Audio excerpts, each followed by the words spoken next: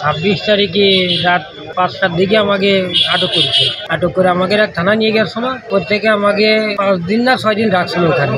এ থানা ও থানা দিয়ে 5-6 দিন রাখছিল। রাখে সম্ভবত আমাকে 6 তারিখে ওই জায়গাতে নিয়ে আসে। আমাকে বলে কি যে তোমাকে বাংলাদেশে ছেড়ে দেবো। তখন ওই কি একটা এয়ারপোর্টের নাম আমি জানি না, মনে নেই। ওই এয়ারপোর্টে আমাকে ফেলে নেই উঠে ওর থেকে আর একটা জায়গা নিয়ে যায়, আমাকে ছেড়ে দেবে সেই কথা বলে। কিন্তু পরে কোন জায়গায় আমাকে নিয়ে আসছে, নিয়ে জানি না, একটা জাহাজ উঠেছে আমাকে যে সময় নিয়ে যায় প্লেনের থেকে চোখ বাঁধে, হাত বাঁধে, পা বাঁধে নিয়ে যায়। আমরা কিছু টের পাই না যে কোন জায়গায় নিয়ে যায়।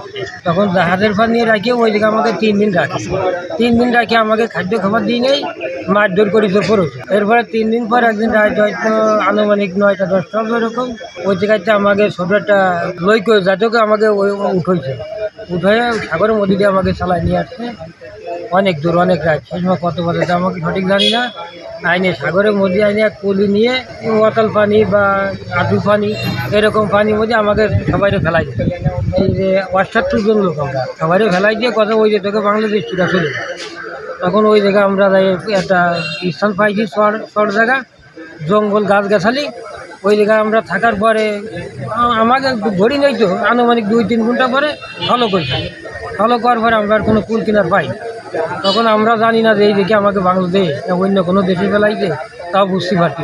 তারপরে আমরা জঙ্গলের মধ্যে ছুটাছুটি করে দিই সবাই একসাথে, কোনো লাভ পাই নাই, কিনার পাই নাই। তারপরে আমরা চিন্তা করেছিলাম আমরা এই সাগরের কুলতে যাব। কুলতে যাতে দেখি কোনো কিনার পাই নাকি, কোনো মানুষই সন্ধান পাই কিনা, কোনো ট্রলার নদীর আকৃতি ফালি আমরা আত্মসহ করবো, তারা আমাকে সাহায্য করবে। এই উদ্দেশ্যে আমরা ওই সাগরের পুল দিয়ে এগোচ্ছিলাম। এরকম এগোতে এগোতে আমরা দেখা গেলো এই সময় 2-2:30 বাজে গেছে সকাল থেকে। তারপর আমরা একটা বড় একটা এন্টেনার পাইছি উঠলাম আমরা, ওইটা পাই আমাকে একটু সাহস হয়েছে। তখন ওইদিকে আমরা আগে গেলি, সেটা পাইছি আমাকে যে ফরেস্টার অফিসারকে ক্যাম্প ওই জায়গায় গেলে ওখানে আমরা আশ্রা পাইছি। ওই অফিসার আমাকে উঠে নিয়েছে, ওনার রাখি উনি তারপরে আমাকে সবাই আপনাকে মিডিয়ায় ফোন দিয়ে বিডিআরকে এরপরে আমাকে তো আপনারা পাইছেন। আমাকে প্লেনে চড়ালো, এই কালারের গাড়ি আর কি প্লেন, তো পুরো ড্রেস ছিল ওদের, সাল্লাং ড্রেস ছিল, মুখও বন্ধ ছিল এদের মুখ চিনা যায় নাই, চিনতে পারিনি। তো নিয়ে আর কি আমাদেরকে, আমরা বাসের থেকে নামিয়েছি, বাসের থেকে নামার পর আর কি ডাইরেক্ট ধীরে ধীরে ভিতরে নিয়ে বসাই, হাত বেঁধে দিল, পা বেঁধে দিল, চোখের মধ্যে পটি মেরে দিল। ওইটুকুই আমরা বলতে পারি যে তারপরে কোন দিক দিয়ে আনিছে, কোন দিক দিয়ে কী করেছে না করেছে কিছু বলতে পারি।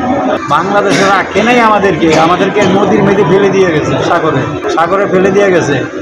কালার এক্সপার্ট, জর্জ স্যাপ এবং মাইল্ড অন হ্যান্ডস টেকনোলজি সমৃদ্ধ অরিক্স ক্রিস্টাল ওয়াশ। আমরা তো বাউলা হয়ে গেছিলাম, চিনি না কোনো জায়গায়। তারপরে জঙ্গলের ভিতরে দিয়ে এসব আমাদের পাটাও কাটা, জঙ্গলের ভিতরে কমসে কম 4 থেকে 5 ঘন্টা খালি ঘুরেছি একই জায়গায়।